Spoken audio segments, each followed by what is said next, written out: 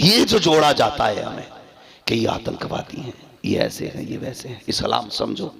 खुदा की कसम, तुम्हारे जवान का कोई हाथ पकड़ के हिला दे तो टॉर्चर किया जा रहा है, डराया जा रहा है।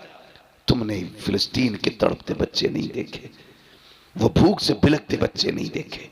हम कहते हैं इंसानियत का साथ दो, जिधर इंसानियत खड़ी है उधर खड़े हो। ये किधर का इंसाफ है? बच्चों पे बमबारी। रिश्ते निभा के चलो, अपनों को मना के चलो। इस्लाम इतना प्यारा मजहब है, अगर हम सही से इस्लाम को फॉलो करने लगे ना, किसी को तकरीर करने की जरूरत नहीं है, किसी को दलीलें देने की जरूरत नहीं है। कितने लोग तो हुजूर का किरदार देख के, हुजूर का किरदार पढ़ के मुसलमान हो गए। वो एक अंग्रेज ने कलमा पढ़ा, उससे पूछा तूने क्या पढ़ा? कहा हुजूर की जिंदगी का एक बाप पढ़ा। वो कौन सा बाप था? कहा हुजूर के जमाने में किसी शख्स का बेटा गायब हो गया। उसने आके कहा था या रसूल अल्लाह बच्चा नहीं मिल रहा है। किसी ने उठ के कहा इसका बेटा फला जगह खेल रहा है। वो जैसे उतना सुना दौड़ लगा दी। हुजूर ने फरमाया किधर जा रहा? हुजूर बेटा दोपहर से गायब है, तलाश करने जा रहा हूं। मिल गया है ना? हुजूर दिल नहीं मान रहा है, जुदा है मां, तड़प रही है सुबह से। हुजूर ने फरमाया ठहर, जा रहा है ना, जाए ना तो अपने बेटे को बेटा कह के आवाज न देना। वो चौंके, या रसूल अल्लाह मेरा बेटा है। बेटा नहीं कहूं मैं? फरमाया हाँ तेरा बेटा है, लेकिन नाम लेके आवाज देना, बेटा मत कहना। अब इस्लाम देखे कितना खूबसूरत है। कहने लगे क्यों? का हो सकता है जहां तेरा बेटा खेल रहा है उसमें यतीम भी खेल रहे हो। ये भी हो सकता है वहां ऐसे बच्चे हों जिनके सर पे बाप का साया ना हो। अगर तू बेटा कह के आवाज देगा तो किसी यतीम के दिल में यह ख्याल आ सकता है काश मेरा बाप होता और मुझे वो बेटा कह के आवाज देता, आज कलेजा ठंडा हो जाता। नौजवानों एक बात कह जाऊं, अल्लाह ने माँ बाप दिए ना, इनकी इज्जत करना। बेटा कहने वाले माँ बाप के सिवा दुनिया में कोई नहीं होता है, कोई नहीं होता। और जितना सुकून लफ्ज़ बेटा में मिलता है ना, अल्लामा, फहामा, मुहक्किक, मुदक्किक, मुफ्ती, मुफस्सिर, मुहद्दिस, किसी में इतना मजा नहीं आता जितना मजा माँ बाप के लहजे से निकलने वाले बेटे में आता है। खुदा रहा बाप है तो इज्जत करना। हुजूर ने कहा बेटा मत कहना। अगर तूने बेटा कह के आवाज दिया तो किसी यतीम के दिल पे ये ख्याल आ सकता है मेरा भी बाप होता ना बेटा कहता, मैं भी दौड़ के जाता। खुदा की कसम, जो यतीम के एहसास का इतना ख्याल रखता हो वो लोगों के हुकूक का कितना ख्याल रखता होगा। ये जो जोड़ा जाता है हमें कि ये आतंकवादी हैं, ये ऐसे हैं, ये वैसे हैं, इस्लाम समझो। खुदा की कसम, तुम्हारे जवान का कोई हाथ पकड़ के हिला दे तो टॉर्चर किया जा रहा है, डराया जा रहा है। तुमने फिलिस्तीन के तड़पते बच्चे नहीं देखे, वो भूख से बिलखते बच्चे नहीं देखे। हम कहते हैं इंसानियत का साथ दो, जिधर इंसानियत खड़ी है उधर खड़े हो। ये किधर का इंसाफ है? बच्चों पे बमबारी। ये किधर का इंसाफ है? कमजोरों निहत्तों को मारना। हम किसी आतंकवादी के साथ नहीं, इसलिए कि इस्लाम आतंक फैलाने नहीं, इस्लाम आतंक मिटाने के लिए। और जो आतंकवादी होगा इस्लाम से उसका कोई लेना देना नहीं, और जो मुसलमान है उसका आतंक से कोई लेना देना नहीं। खुदा रहा अपने इस्लाम को फॉलो करें, दिलों में गुंजाइश पैदा करें। कोई यतीम मिल जाया करे ना, होता क्या खुद सोचिए जरा। आखिरी बात है, अल्लाह आपको सलामत रखे। बता दूं अगर इजाजत हो तो, सुनना चाहते हैं तो कह दें जरा या रसूल अल्लाह। मसला कोई नहीं है, रात के 3 बजने को है, 3 बजने को है। ऐसे कितने भी 3 बज सकते हैं, मगर ये रात हर रात नहीं आएगी, ये रात हर रात नहीं आएगी। खुद भी सोचो, कोई रात मोबाइल में गुजर जाती है, कोई सोने में गुजर जाती है, कोई सीरियल में गुजर जाती है, कोई टीवी, कोई स्क्रीन के आगे। आज की रात तो जलसे में गुजर रही है। अल्लाह क़यामत में कर पूछेगा वो रात कहाँ गुजारी थी? मौला तेरे बगदाद वाले के नाम की महफिल में गुजारी थी। कौन कौन आया था? का मौलवी तो आए थे, लेकिन तेरे महबूब का शहजादा भी आया था। हाँ, और फिर जब सैयदजादे की बात हो तो फिर आला हज़रत का वो शेर याद आता है, तेरी सरकार में लाता है रजा उसको शफी, जो मेरा गौस है और लाडला बेटा तेरा। तो ये सातें रोज रोज नहीं आती हैं। आप ताजमहल घंटों देख सकते हो, आप जाकर के चीन की दीवार देख सकते हो, लंदन, फ्रांस, सारी चीजें देख सकते हो, लेकिन अपनी मर्जी से सैयदजादे को नहीं देख सकते हो। ये तभी नजर आते हैं जब ये कर्म किया करते हैं। और इनका अपना मामला, बरेली के इमाम ने कहा तेरी नस्ल पाक में है बच्चा बच्चा नूर का, तू है ने नूर तेरा, तेरा सब घराना नूर का। आखिरी बात मेरे हुजूर ने फरमाया, अगर तुम्हारे मोहल्ले में गरीब रहते हो और तुम कोई खुशबूदार चीज बनाओ, दो बातें कही।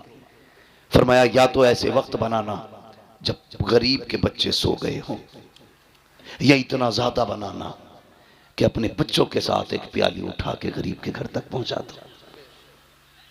आज ये नजरिए नहीं रहे।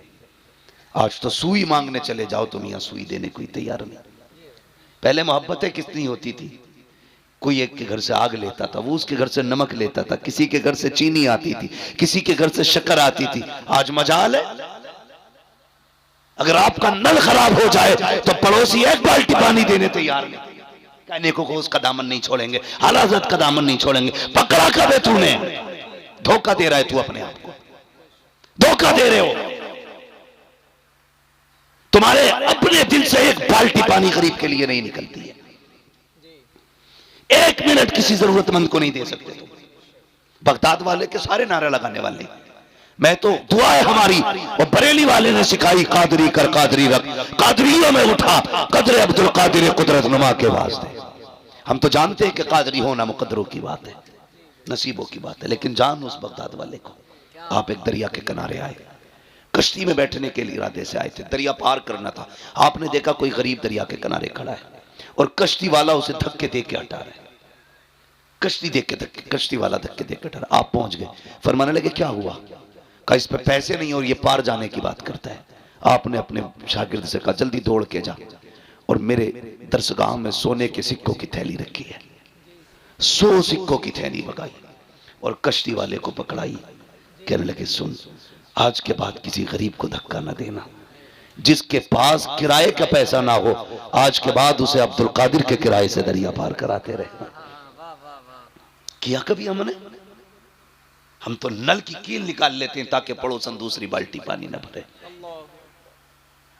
दिलों में जगह पैदा करो, कभी दिया करो। इस्लाम इतना खूबसूरत मजहब है। फरमाया या तो इतना बना कि गरीब के घर तक पहुंचा दे, या फिर तब बनाना जब गरीब सो जाए।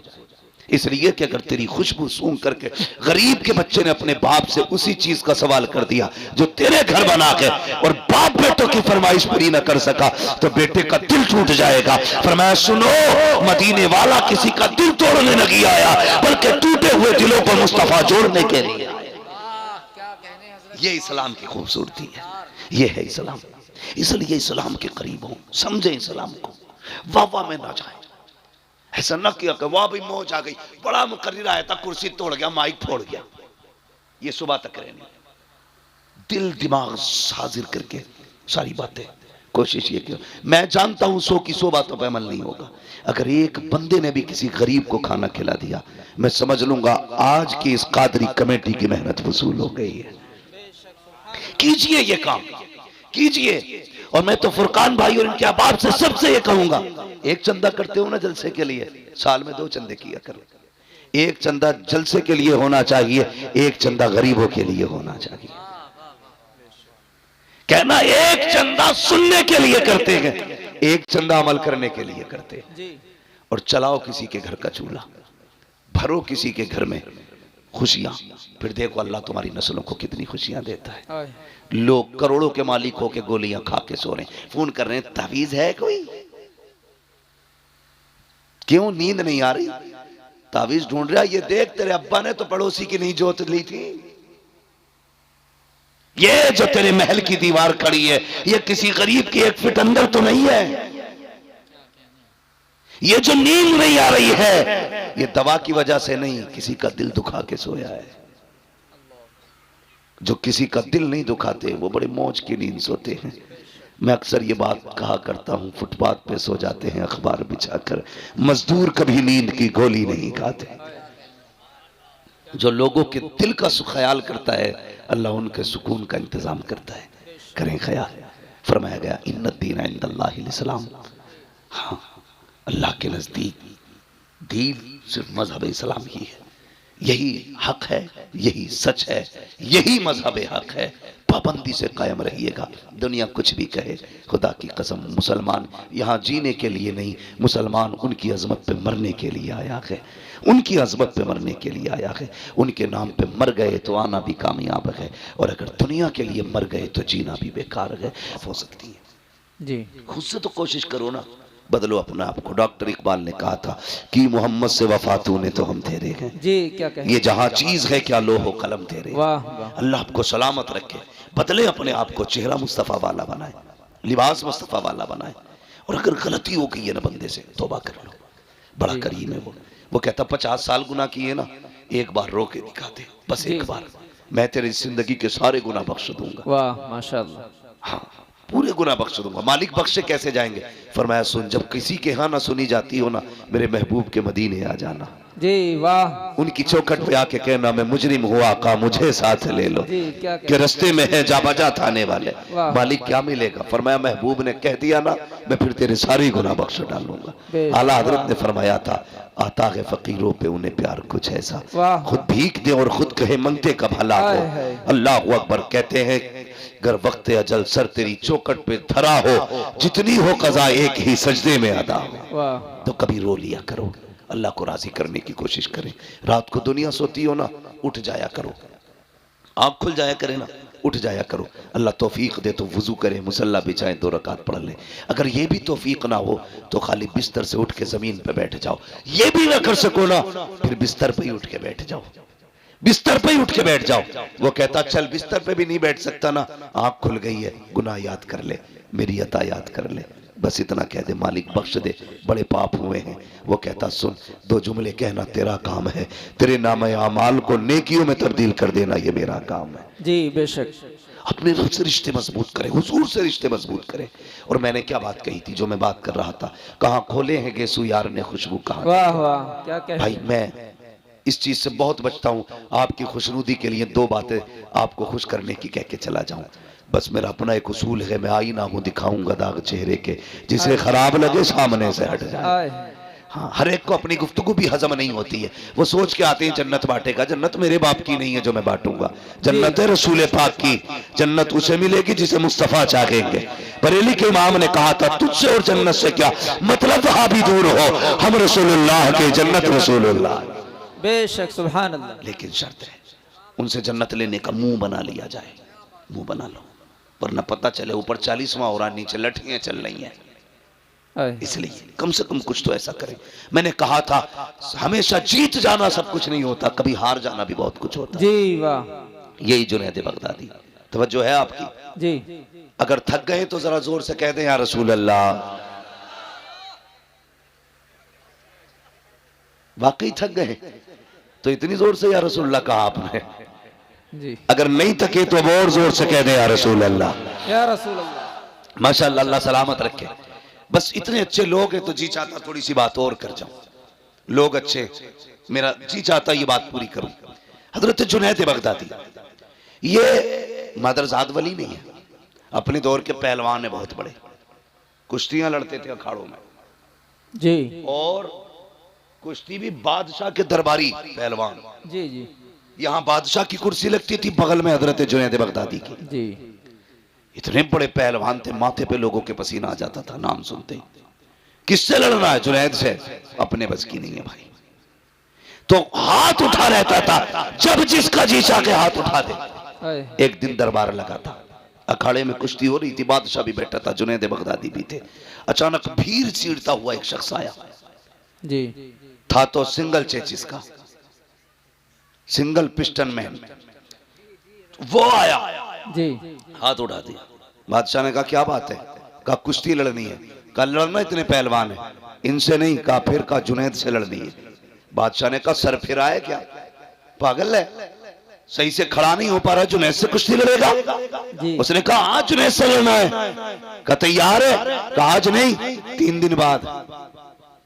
कहा कैसे ऐलान कराओ, सब आए, मुझे जुनैद से कुश्ती लड़नी है। बादशाह ने कहा मंजूर है। वक्त मुकर्रर हो गया, कुश्ती का वादा भी हो गया। जानते हो सब तो अपने घर चले गए, जुनैद भी आ गया। सब इस इंतजार में थे कब सूरज निकले, 3 दिन कब पूरे होंगे। कब हम जुनैद की कुश्ती देखेंगे और जुनैद ऐसी पटकी मारेंगे कि उसकी रीढ़ की हड्डी टूट जाएगी।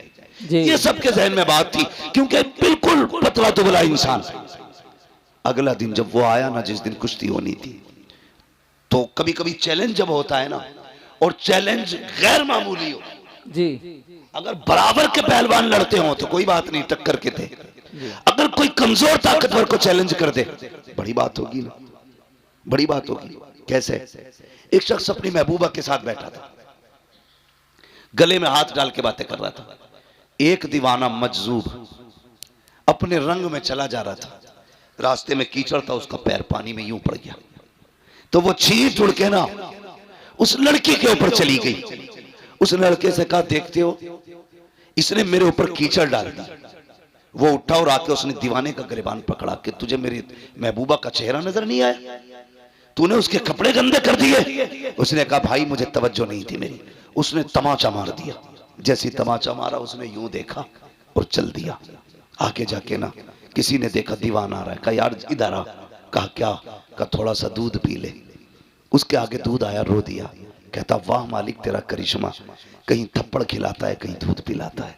जी जब इतनी बात कही ना, ये तो दूध पीने में लग गया। मालिक तेरा करिश्मा, कहीं दूध पिलाता, कहीं थप्पड़ खिलाता है। इतने में लोग दौड़ते हुए आए, बोले पकड़ लो, यही है। लोग पकड़ के लाए, वहां जहां कीचड़ उछली थी, देखा वो शख्स मरा पड़ा था। कहा क्या बात है? बोला तूने मारा इसको। कहा क्यों?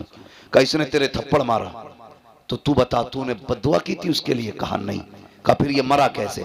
कहने लगा जब मेरे पैर से कीचड़ उछली, इसके महबूब को तकलीफ हुई, इसने अपना बदला ले लिया।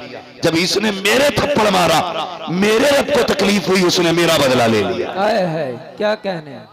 जी वाह, उसने मेरा बदला ले लिया। जी तो कभी कभी चैलेंजेस बड़े होते और ताज्जुब होता चैलेंजेस देखने के बाद। इतने बड़े बड़े चैलेंजेस को देखने के बाद ताज्जुब होता है। इधर चैलेंज था, कुश्ती जुनैद से होनी है। किससे होनी है? सारे लोग अदब से अपनी अपनी जगह खड़े हो जाएं। सैयद साहब कबिला की तशरीफ आवरी हो रही है।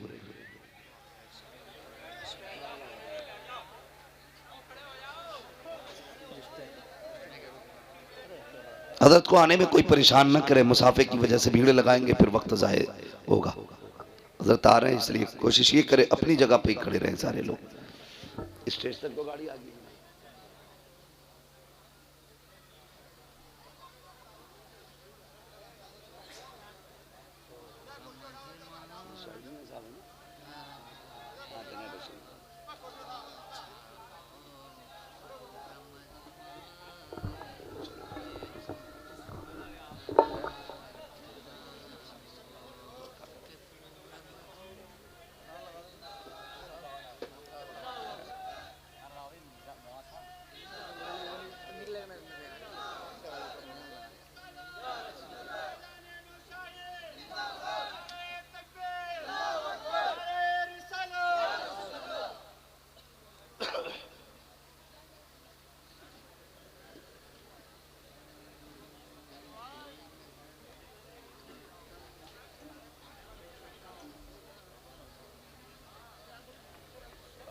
अस्सलामु अलैकुम व रहमतुल्लाहि व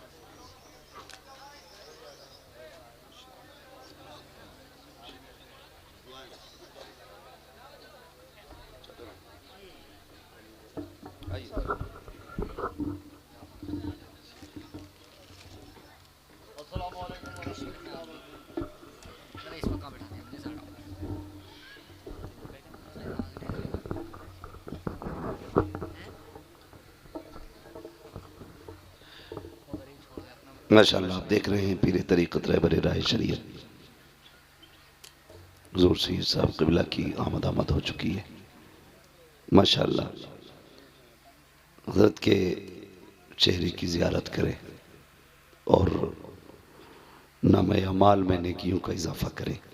हज़रत की इजाज़त हो तो मैं बात पूरी करूँ। अल्लाह सलामत रखे। माशाअल्लाह तशरीफ़ रखिए, फट जल्दी से बैठ जाइए ज़रा। हुज़ूर सैयद साहब क़िबला की आमद हो चुकी है और जिस लम्हे का इंतज़ार था हम सबको अल्हम्दुलिल्लाह वो लम्हा आ चुका है। अब ये वक्त भी दुआओं की मकबूलियत का है और फिर शहजादा भी मदीने वाले का है। इंशाअल्लाह दुआएं होंगी, करम मदीने से होगा और अल्लाह ताला हमारी महफिल को कबूल मकबूल फरमाएगा। आ गए ना कमेटी वाले भी सारे लोग? फुरकान भाई माशाअल्लाह आपने बुला लिया, बैठे ज़रा, तवज्जो है सारे लोगों की।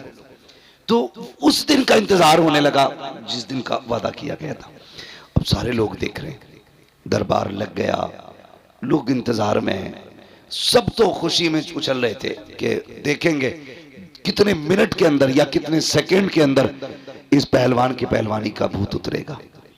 लेकिन जुनैद बगदादी ना कहते मेरा दिल करवटें बदल रहा था, मेरा दिल करवटें बदल रहा था। कुछ तो था उसमें जो इतना बड़ा चैलेंज करके गया, कोई तो राज था उसके पास, कुछ तो है वो जो जुनैद को उसने चैलेंज किया। ये सोच के ना आप रात भर सोए नहीं। सुबह हुई, कुर्सी पे आके बैठ गए, हर तरफ शोर था, सब ये कह रहे थे लो जी कौन मुकाबला करेगा जुनैद का, बिला वजह में किसी को ऐसी चैलेंज कबूल कर लिया। मगर अभी तक जुनैद खुश नहीं थे। लोग कहने लगे चलो खत्म किया जाए दरबार, कोई लड़ने वलने नहीं आएगा। इतनी बात कही ना, फिर क्या था, थोड़ी देर की बात रास्ते से गुबार उड़ता नजर आया। गुबार को देखा ना, कहा ठहरो देखो ये कोई आ रहा है। जब उस आने वाले का इंतजार किया, वो करीब आया तो वो कोई और नहीं, वही शख्स था जो चैलेंज करके गया था।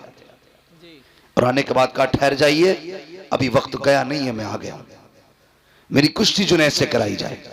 अब जैसे जुनैद मैदान में आए और वो भी मैदान में आया, एक उसूल होता है पहलवान पहले हाथ मिलाते हैं, उसके बाद कुश्ती का आगाज होता है। उसने हाथ मिलाया और इशारा करके जुनैद के कान में कहा मुझे कुछ बात करनी है। इतना जुमले का कहना था, जुनैद करीब आए, बस जोर आजमाई के बीच ना उसने हजरत जुनैद बगदादी के कान पे अपने होठ रख दिए। कहने लगा जुनैद मैं जानता हूं तुम पहलवान हो, मैं कुछ भी नहीं हूं, लेकिन इतना सुनो, मैं जिस नबी का तुम कलमा पढ़ते हो ना, मैं उस नबी का शहजादा हूं, मैं सैयदजादा हूं। और सुने जुनैद, मैं खुद नहीं लाया, मेरी जरूरत यहां लाई है। कहा क्यों? कहा ये जो जंगल से मैं आया हूं ना, मेरे परिवार की बच्चियां जंगल में झाड़ियों में छुपे हैं, इसलिए कि उनके बदन पे जो कपड़े हैं वो इतने पैबंद लगे हैं, कई जगह से फटे हुए हैं। जुनैद सैयदजादा हूं, इसलिए भीख मांगने की गैरत इजाजत नहीं देती, ज़कात हम ले नहीं सकते क्योंकि हुजूर के बेटे हैं। बस सुना था जुनैद तू मेरे नाना से प्यार करता है, जुनैद इतनी मेहरबानी कर आज मुझसे हार जा, जो इनाम मिलेगा उससे सैयदों के घर का चूल्हा चलेगा, इतना कर ले, आज मुझसे हार जा। इतना कहना था, जुनैद बगदादी की आंखें तर हो जाती हैं, सोचने लग जाते हैं। उसने कहा जुनैद सोच क्या रहे हो, आज मुझसे कुश्ती हार जाओ, वादा करता हूं जीत का ताज कयामत में नाना के हाथों से अता कराऊंगा। इतना सुनना था, जुनैद बगदादी के दिल की दुनिया बदल जाती है। अल्लाह अकबर, हाथ मिले थे, लोगों ने देखा, पलक झपकते ही जुनैद नीचे लेटे हैं, सैयदजादा सीने पर बैठा हुआ है। लोगों ने कहा नहीं नहीं, ये धोखा हो सकता है, जुनैद जैसा पहलवान इतने कमजोर से कैसे गिर सकता है, दोबारा कुश्ती कराई जाए। दोबारा कुश्ती होती है, काफी नहीं माना जाएगा, तीसरी बार कुश्ती कराई गई, जुनैद को भी पटक दिया गया, जैसी पटका गया है अल्लाह अकबर, लोग दौड़ पड़े और सैयदजादे को कंधे पे उठाया। अब जितना इनाम आना था सैयदजादे की झोली में था, वो जुनैद जिसे लोग कल तक कंधे पे बैठाते थे, आज लोगों की कदमों की खाक की नजर हो चुका है, आज कोई हाथ पकड़ने वाला नहीं है। सारे जुनैद को जमीन पर लेटा हुआ छोड़ गए। जुनैद तूने नाक कटा दी है, तू दरबार का दरबारी नहीं रहा है, ये कह के सबने टुकरा दिया। अल्लाह अकबर, जुनैद है किसी वादे के बारे में सोच रहे हैं। हजरत जुनैद बगदादी आखिर में उठे, मिट्टी साफ की, अपने घर की तरफ आए हैं। कभी दुनिया की इज्जत का ख्याल आ रहा है, कभी आखिरत के ताज का ख्याल आ रहा है। कभी सोचते हैं जुनैद इतना बड़ा होता तूने गवा दिया, कभी सोचते हैं वो ताज भी तो कम नहीं है जिसका वादा नबी के बेटे ने किया था। कभी ख्याल आता है यार जो वादा किया गया है क्या वो वादा सच्चा है कि नहीं। फिर दिल कहता है सैयदजादा का झूठ तो नहीं बोलेगा, वादा सच्चा रहा है, फिर दिल ने कहा जुनैद ये तो बता कयामत कब आएगी। ये सोचते सोचते रोए और सो जाते हैं। कहते जब आंख लगी तो क्या देखा, मदीने शरीफ से नूरानी बादल आया। उस नूरानी बादल से एक नूरानी चेहरे वाला आया। खुदा की कसम वो कहते उससे पहले भी एक बादल आया, उस बादल में नजर से ताजदार आया था। कहते ये दोनों मेरे आंगन में आए और आने के बाद जैसी मुस्तफा मेरे घर में आए हैं मेरा घर नूरुन अला नूर हो जाता है। मुझे मुस्तफा ने देखा, मैंने आका को देखा, मैं दौड़ के कदमों पर लिपट गया। महबूब यहाँ आने की तकलीफ की, हुक्म कर देते मैं उड़ के मदीने आ जाता, मुझे बुला लिया होता। नबी ने कहा जुनैद ये सोच रहे हो कि मेरे बेटे ने जो वादा किया है वो सच्चा होगा कि नहीं, अगर होगा तो कब होगा, कयामत कब आएगी। कहा सोच अपने बेटों पे किया हुआ एहसान हम बाकी नहीं रखते हैं, कयामत जब आएगी आएगी। आज ही हम तुझे दुनिया के अंदर विलायत का ताज अता करने के लिए आ गए।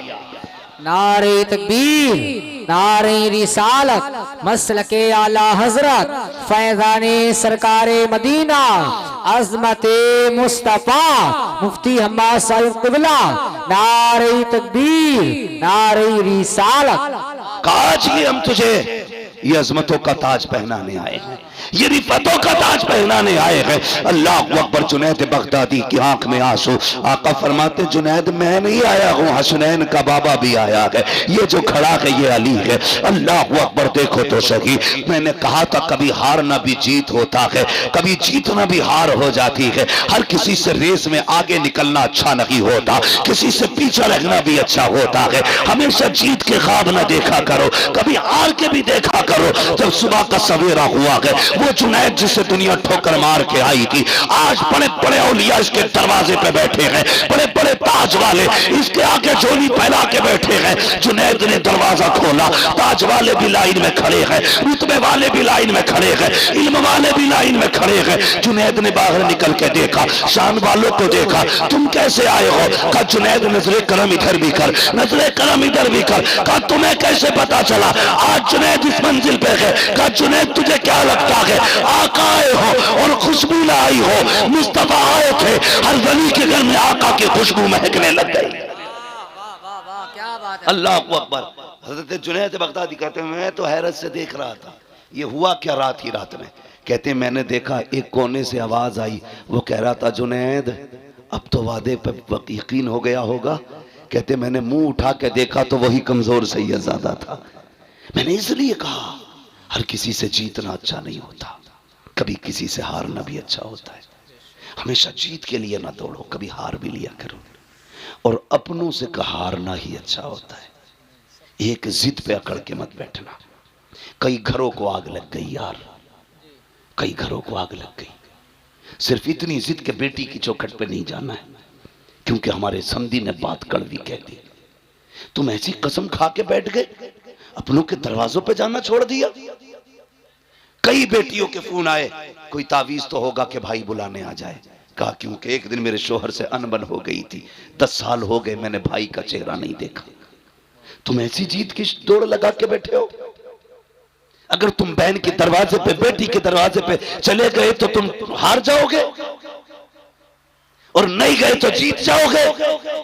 बहुत आराम कर रहे हो मुंह ऊंची करने का, बहुत पा लिया तुमने रुतबा बेटी के दरवाजे पे 10 साल तक न जाकर के। यहां जीत की कसम न खा, यहां हार जा। जा चला जा बहन के दरवाजे, जा चला जा बेटी के दरवाजे। तू शायद नहीं जानता जब बेटी मुस्कुराती है मदीने वाले मुस्तफा की फातिमा मुस्कुराती है। खाली नारे लगाने से अली वाला कोई नहीं है, खाली नारे लगाने से हुसैनी कोई नहीं। मजा तो तब है जब हुसैन की ज़ैनब जैसा प्यार करके दिखाओ। हाँ, जब अली से बेटी ज़ैनब की तरह प्यार करके दिखाओ तब वो अली वाले होते हैं। वरना नारे अली के, नारे गुलामे हुसैन के, और बहन को 10 साल से नहीं देखा, नहीं देखूंगा तो मुंह नीची हो जाएगी। ये दौड़ अच्छी नहीं है यार। हार जाओ, यहां हार जाओ, पीछे हट जाओ, तोड़ दो अपनी जिद, जाओ अपनों के दरवाजे पे। खुदा की कसम याद रखना, तेरी खुशी में तेरे लाख यार हो, मजा नहीं आएगा। कोई ना हो, तेरी अपनी सगी बहन खड़ी हो, तेरी बेटी खड़ी हो, तेरी माँ हो, तेरे बाप हो, तेरे भाई हो, इन लोगों में जो अल्लाह खुशियां अता फरमाता है वो कायनात की भीड़ में अल्लाह खुशियां अता नहीं फरमाता है। इसलिए कभी हार भी जाया करो। नहीं नहीं, मुझे अपने बाप से बात नहीं करनी है, उसने थप्पड़ मारा था, बहुत पक्की कसम खा के बैठे हो, थप्पड़ मारा था, बात नहीं करनी है ना। यहां हार जाओ, यहां जीतना नहीं है। यहां जीतने वाले हार जाएंगे, यहां हारने वाले जीत जाएंगे। ये याद रखना। जिस बनो ना आशिक, क्या बात। और इश्क की हुजूर के ना कोई और उम्र नहीं है। जो इश्क हुजूर से जवानी में हो सकता है वो किसी उम्र में नहीं हो सकता। वाह, जो जवानी में उम्र हो सकता है हुजूर से इश्क हो सकता है। जी मुफ्ती साहब माशाल्लाह। वाल किसी से नहीं हो सकता। कहते भैया दाढ़ी रख ले, क्या है मौलाना तुम्हें क्या पता, तुम्हें तो मुल्लागिरी सूझे। जी चल हमें मुल्लागिरी सूझ रही है, ये दाढ़ी वाले लोग बैठे, इनके कनपटे पे किसने तमंचा रखा था दाढ़ी को वरना ठोक दूंगा। जी हैं? किसी ने कहा था कुर्ता पजामा पहनो वरना अगले दिन गोली मार दी जाएगी। नहीं, पैसे नहीं थे इन पे, ये भी कोट पैंट खरीद सकते थे। जी बेशक। हैं? हजामत के कितने पैसे, 150 रुपए जाते हैं, इतने ये भी दे सकते थे, लेकिन दाढ़ी संभाल के रखी है, जी बेशक। कुर्ता पजामा पहन रखा है, सिर्फ अमामा सजा रखा है। क्यों? सिर्फ इसलिए नहीं कि ये फैशन है, इसलिए सजा रखा है दुनिया कुछ भी कहे मदीने वाला महबूब राजी रहे। जी वाह, क्या कह दिया माशाल्लाह। बेशक। तुम खुद सोचो, जिस दिन कुर्ता पजामा पहनते हो कितने अच्छे लगते हो, जी तुम्हें खुद भी एक अलग सी फीलिंग महसूस होती है। बार बार मुड़ मुड़ के शीशा देखते हो, एक दिन उनका लिबास पहनते हो तो अच्छे लगते हो, 365 दिन उनका लिबास पहनोगे तो कितने अच्छे लगते। जी वाह माशाल्लाह। लेकिन आदत है ऐसे घुस जा जिनसे मेरे को पता ही नहीं लगता ये पहन के सिलवाई है कि सिलवा के पहनी है। जी जी जरा एक टांग में कितने लब, ऐसी फिटिंग, ऐसे सब दिख रही है, सच में। अकड़ी पड़ी है टांग, सब दिख रही है, और नमाज पढ़ने आ रहा तो पता ही नहीं चल रहा। इतनी देखो, इबादत भी सलीके से होनी चाहिए, खाली मुर्गे की तरह ठोंगे मारने से नतीजा कुछ नहीं। आ गया मस्जिद में, इतनी टाइट पैंट है, जब सजदे में गया वो नीचे घुस कर रख गई और शर्ट ऊपर को उठ गई। जी अब तेरा सरकारी हाउस है। जी ये अबे जब पहले से ही 3 इंच छोटी है वो पूरी किधर से होगी? जी यही बात। बोलो, कम से कम नमाज के लिए तो ऐसी ड्रेस होती, तू खुल के अपने रब को सजदे कर लेता, जी बेशक। तू डट के अपने रब को राजी कर लेता। एक सजदा तो निकालना ऐसा। जी खुदा रहा जोड़े अपने आप को मुस्तफा से, करीब करें खुदा के, वो बड़ा करीम है। चेहरे सजाओ सुन्नतों वाले, रखो दाढ़ियां चेहरों पर।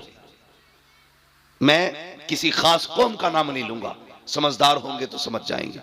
जिन कौमों के अपने तशख्खुस हैं, भले वो अच्छे लगे ना लगे, लेकिन वो फिर भी लगाए लटकाए घूम रहे हैं। और खुदा ने तो तुम्हें दाढ़ी के बालों से शेर बनाया था, जी वाह। तुम क्यों मुंडा रहे हो? लगता नहीं जुमे जुमे जाके रोज छील के मस्जिद में साफ करके आते हो, देखते हो कोई बाल रह तो नहीं गया। ये हुजूर की सुन्नत है, इसे पूरा कर और सजा के देख। मौलाना नहीं यार, रख लेंगे जब उम्र आएगी। नहीं, जनाजे की कोई उम्र नहीं होती। याद रखना, जहां से कोट पैंट खरीदते हो ना, उसी मार्केट्स में कफन भी मिला करता है। जी बेशक। मेरी बात याद रखना। जी जिन बालों को मुंडा के आए हो ना, सफेदी का इंतजार था, ये सफेदी तक नहीं पहुंच पाएंगे।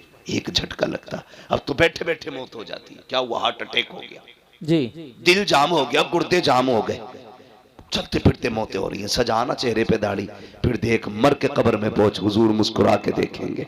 जी क्या कह दिया और माशाल्लाह। हुजूर ने मुस्कुरा के देख लिया, समझ लेना कसम से कब्र की सारे सवाल आसान हो जाएंगे। बेशक वाह सुभान यही तो अल्लाह। मसला। नतीजा क्यों होता भाई?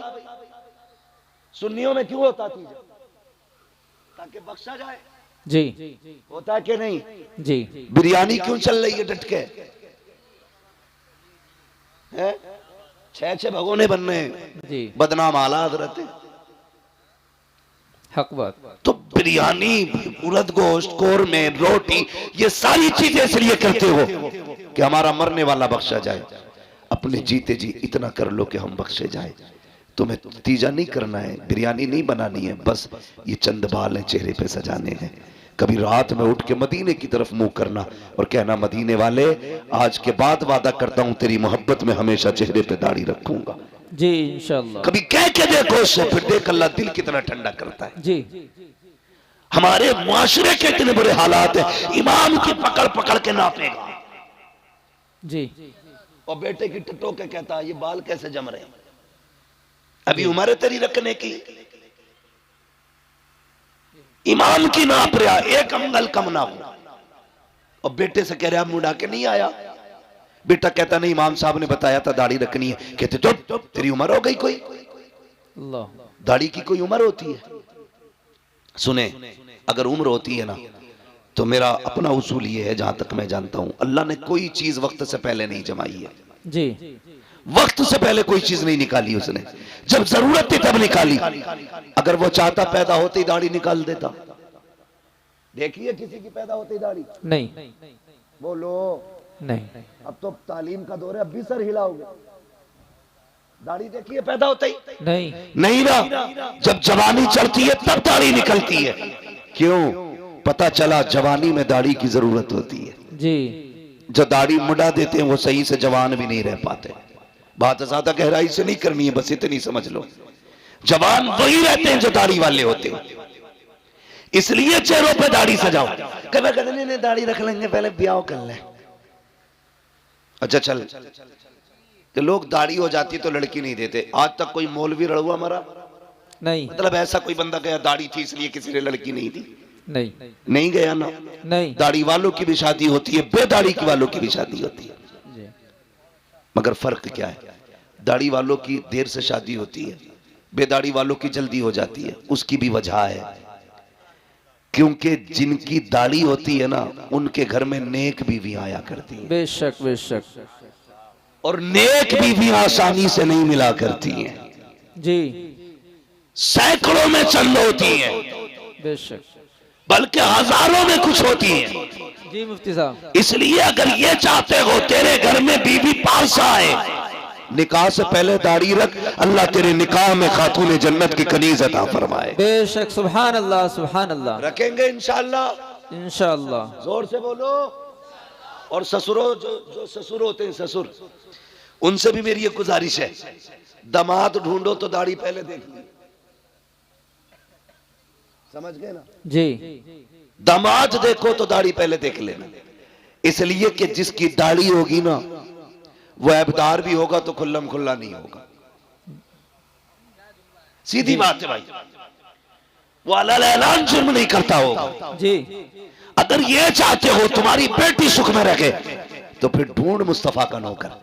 इसलिए कि जो रब का हक अदा कर सकता है वो तेरी बेटी का भी हक अदा कर सकता है। बेशक, सुभान अल्लाह। और जो रब से नहीं डरता वो ससुर से भी नहीं डरता। जी ये कान खोल के सुन लियो, जो रब से नहीं डरता वो ससुर से भी नहीं डरता। अगर रिश्ते में तलाश करोगे तो तावीजों की जरूरत कम पड़ेगी, लेकिन हमारी कौम डटी पड़ी है तावीजों पे। कुछ मिले ना मिले, बस तावीज दिलवा दो। जी। आधा किलो का तावीज डाल लेगा गले में, ये 10 ग्राम की दाढ़ी नहीं रखी जाती। जी जी। खुदारा दाढ़ियां रख लो, फिर देखो तावीज की जरूरत ही नहीं पड़ेगी। तावीज की जरूरत ही नहीं पड़ेगी, हुजूर की सुन्नत है। सजा के देखो ना, चेहरा मुस्तफा जैसा बनाओ, लिबास उनके जैसा पहनो, फिर देखो जिंदगी में कितने इनकलाब आते हैं। बेशक बेशक। हम तो नमाज पढ़ी और टोपी उतारी और झटका दिया, जेब में सरका दी। जी। कब निकलेगी? या तो अगले जुम्मे को निकलेगी या फिर अगली नमाज में। अब कहता लोनियां बिना दुपट्टों के घूम रही हैं।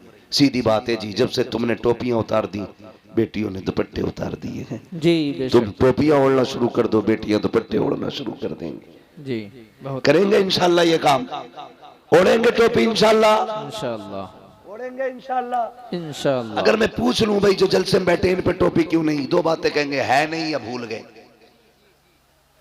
दो बातें, है नहीं या भूल गए। जी अगर दावत में जाते हैं जलजीरा नहीं भूलते, जी।